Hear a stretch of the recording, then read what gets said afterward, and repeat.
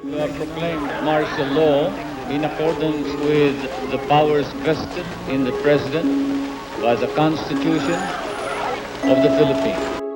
Bakit hanggang ngayon galit kayo sa Marcoses? Tignan nyo, maraming nagawa si Marcos. My reaction? You are misled, you are deceived.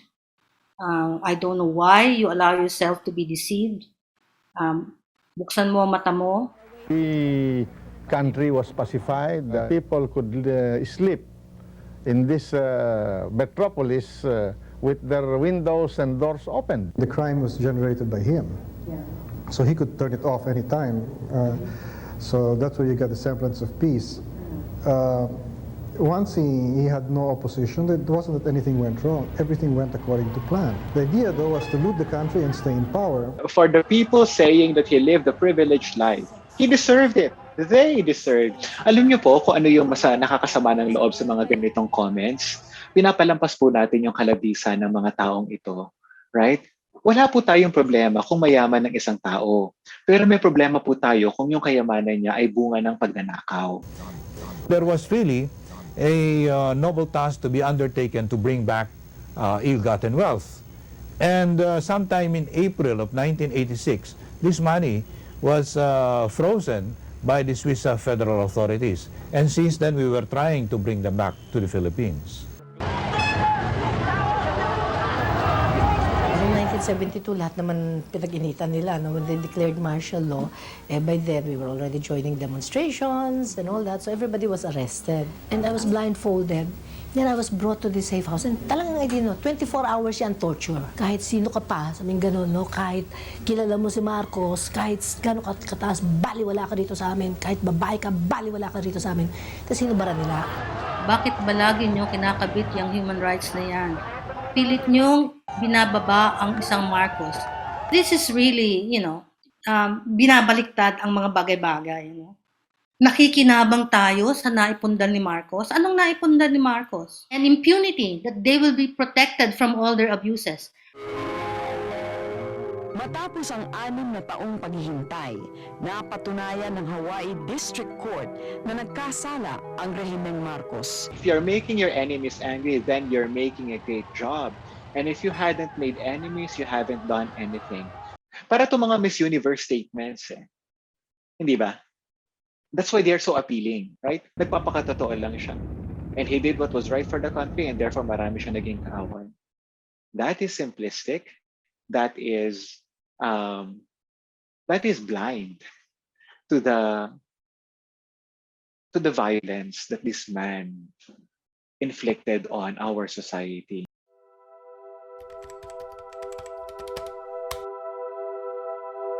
Proclamation number 1081 placing the entire Philippines under martial law. All mass media were suppressed. So no TV, no television, no radio, no newspapers, and everything went silent. Bawal magkumpulan more than 3 people because it was assumed that you were plotting something.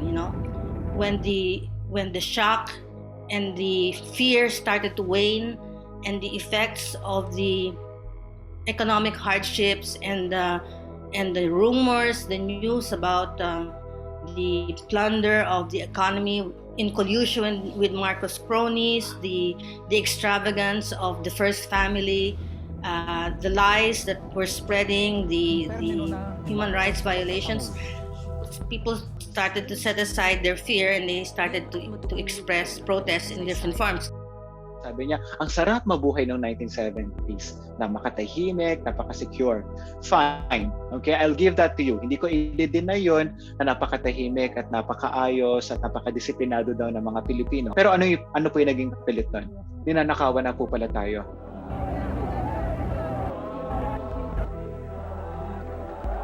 Well, you see, the EDSA revolution was not a real revolution in the pattern of other revolutions. Yung mga Marcos, they got away.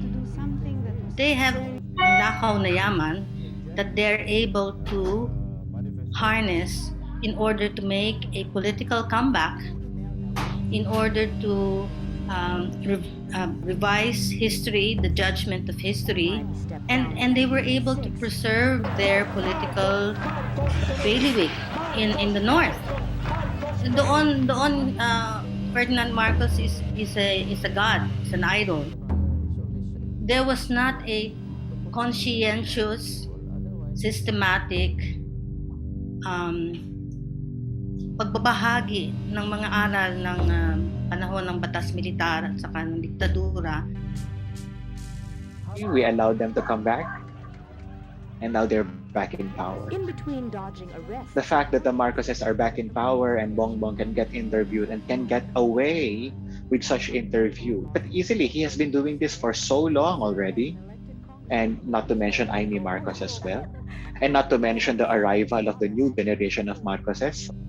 This is really the intergenerational return to power of the Marcoses. To a certain extent, nagkulang din kami. Nagkulang din ng progressive movement na we were not able to really, in a sustained fashion, drive home the lessons of history regarding the Marcoses and martial law so that it becomes embedded in public consciousness. They want a full reversal of history. They want to rewrite history. And that is what makes it dangerous. Ano yung pwede natin gawin na para hindi tayo maging minority? My answer to that question goes out to all in the media industry. Hinihikayat ko na gamitin natin ang mga platforms na meron tayo para laging i-remind ang publiko sa mga nangyari sa ating bansa. Habang andito pa tayo, habang pwede pa tayong magtanong, habang pwede pa tayong magsulat at maglahad ng mga kwento, gawin natin.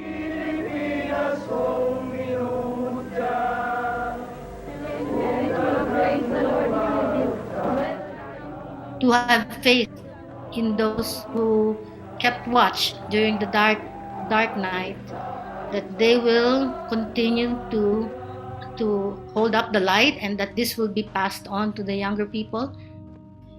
If the younger generation doesn't stand up and take a position against the atrocities that are happening in this country, it's already eroding the moral fiber of the people, whatever is left of it. Kailangan talaga magising. Kailangan magising.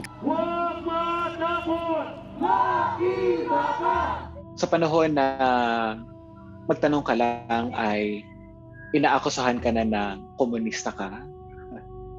Sa panahon na magtanong ka lang, magtaas ka lang ng kamay ay inaakusahan ka na kontrabida ka.